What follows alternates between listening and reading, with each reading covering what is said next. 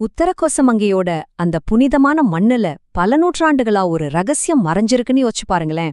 வாங்க, இன்னைக்கு நாம ஒரு பழங்கால தீர்க்க தரிசனத்தோட மையத்துக்கே ஒரு பயணம் போலாம்.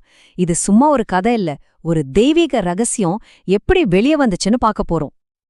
ஒரு நிமிஷம், இத பத்தி கொஞ்சம் யோசிச்சு பாப்போமா? நம்ம வாழ்க்கையில நடக்கிற பெரிய பெரிய அற்புதங்கள் எல்லாம் எந்த ஆரவாரமும் இல்லாம ரொம்ப அமைதியா நம்ம கண்ணு முன்னாடியே நம்ம கவனத்துக்காக காத்துட்டு இருந்தா எப்படி இருக்கும்? இந்த கேள்விதான் நம்மள இந்த முழு பயணத்துக்கும் வழிகாட்ட போகுது. சரி, வாங்க அந்த ரகசியத்துக்குள்ள போலாம்.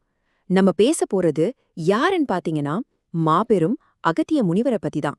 அவரோட வாக்கு ஜீவநாடின்னு சொல்லப்படுற ஒரு உயிருள்ள ஓலைச்சுவடியில பதிவாகியிருக்கு.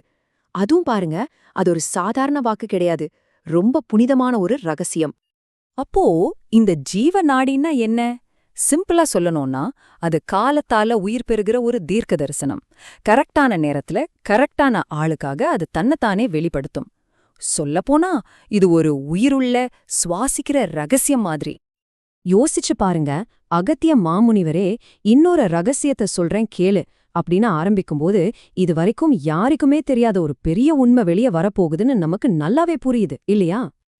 அந்த ரகசியத்தோட முதல் பகுதி தெய்வீக சந்திப்பு. ஆனா இங்க முக்கியமான கேள்வி என்னன்னா, இப்போ அந்த தெய்வீகமான நிகழ்வு எந்த நேரத்துல எந்த நிமிஷத்துல நடக்கும்னு இந்த தீர்க்க தரிசனம் ரொம்ப துல்லியமா சொல்லுது. யோசிச்சு பாருங்க, இது வெறும் தரிசனம் மட்டும் கிடையாது. அகத்தியரோட வாக்கு என்ன சொல்லுதுன்னா, அந்த ஒரு குறிப்பிட்ட நாள்ல ஈசனோட பார்வையில பட்டா போதும் ஒருத்தரோட பாவங்கள் எல்லாமே போயிடுமா. இதோட ஆன்மீக பாதிப்பு எவ்ளோ பெருசு பாத்தீங்களா? சரி, இந்த தெய்வீக நிகழ்வு எப்போ நடக்கும்? முனிவர் சொல்றாரு, இது ஆருத்ரா தர்ஷனம்னு ஒரு திருவிழா சமயத்துல நடக்கும்னு. அதுவும் பாருங்க, இது ஒரு நாள் 2 நாள் இல்ல, மொத்தம் 7 நாள் நடக்கிற ஒரு பெரிய புனிதமான கொண்டாட்டம். ஆனா அந்த 7 நாள்ல எப்போ? இங்கதான் கதையில ஒரு சூப்பரான ட்விஸ்ட் இருக்கு.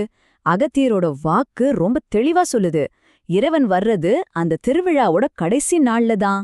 இதுவே நம்ம எதிர்பார்ப்ப இன்னும் எங்கேயோ கொண்டு போகுதில்ல? ஓகே, எப்போன்னு தெரிஞ்சிடுச்சு. ஆனா எங்க? இதுதாங்க இந்த தீர்க்க தரிசனத்தோட ரொம்ப ரொம்ப முக்கியமான, ரொம்ப ஆச்சரியமான ஒரு பகுதி. இதை எல்லாருடைய எதிர்பார்ப்பையும் அப்படியே தவிடு பொடியாக்க போற ஒரு ரகசியம். இதுதான் இந்த கதையோட மிகப்பெரிய டர்னிங் பாயிண்ட். எல்லாரும் என்ன நினைச்சாங்க? முக்கிய கருவறையில ரொம்ப பிரம்மாண்டமா அபிஷேகம் நடக்கும், அத பார்க்க பல்லாயிரக்கணக்கான பக்தர்கள் கூடியிருப்பாங்கன்னு தான். ஆனா தீர்க்க தரிசனம் என்ன சொன்னுச்சு தெரியுமா? ஈசன் அங்க இருக்க மாட்டாராம். அதுக்கு பதிலா ஒரு மரத்துக்கு அடியில ரொம்ப அமைதியா உட்கார்ந்திருப்பாராம். எவ்வளவு பெரிய வித்தியாசம் பாருங்க. அகத்தியரோட அட்வைஸ் ரொம்ப நேரடியா வழக்கத்துக்கு மாறா இருந்துச்சு. அவர் என்ன சொன்னாருன்னா, கூட்டத்தோட கூட்டமா அபிஷேகத்துக்கு காத்துட்டு இருக்காதீங்க, அந்த இடத்துல அந்த மரத்தடியில போய் கண்டிப்பா உட்காருங்க அப்படின்னு. இதுதான் அந்த ரகசியத்தோட சாவி. அப்போ கடைசில என்னதான் ஆச்சு? வாங்க இப்போ கதையோட கிளைமேக்ஸ்க்கு போலாம். முனிவரோட பேச்ச நம்பினவங்களுக்கு என்ன கிடைச்சதுன்னு பாப்போமா? அந்த அற்புதம் ஒரு 3 ஸ்டெப்ல நடந்துச்சு.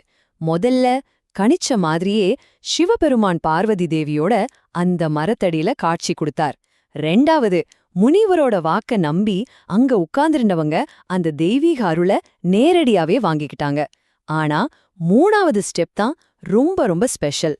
அந்த அருள் அங்க இருந்தவங்களுக்கு மட்டும் கிடைக்கல, அது எல்லாருக்கும் பரவுச்சு.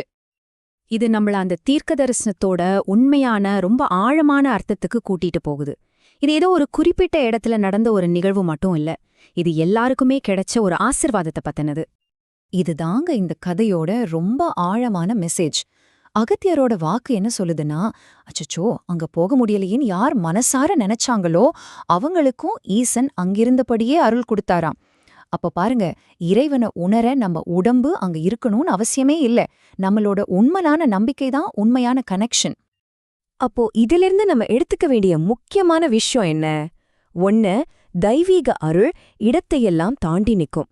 2, நம்மளோட உண்மையான எண்ணம் தான் நம்மள அந்த புனிதத்தோட இணைக்கும். 3, ஆசிர்வாதங்கிறது சிலருக்கு மட்டும் இல்ல, எல்லாருக்குமே பொதுவானது.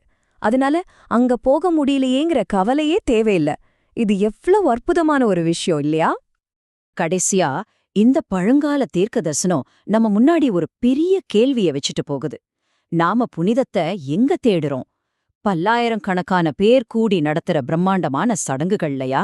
இல்ல யாருமே எதிர்பார்க்காத ஒரு மரத்தடிக்கு கீழே கிடைக்கிற இந்த மாதிரி அமைதியான ஒரு விழிப்புணர்வு தருணத்திலயா?